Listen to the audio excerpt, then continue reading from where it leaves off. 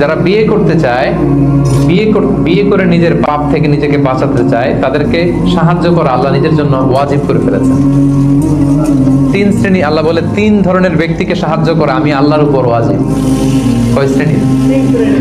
এর মধ্যে এক শ্রেণীর হচ্ছে যে বিয়ে করতে চায়, আর নাকি আল্লাযী ইউরিদুল আফাফ, পুত পবিত্র থাকতে, যে চরিত্র বাঁচাতে, যে বিয়ে করতে চায়, টাকা নাই, সমস্যা এটা সেটা, কিন্তু খুব চাচ্ছে বিয়ে করতে। আল্লাহ বলে ওই যুবককে হেল্প করা আমি আল্লাহর জন্য ওয়াজিব হয়ে গিয়েছে।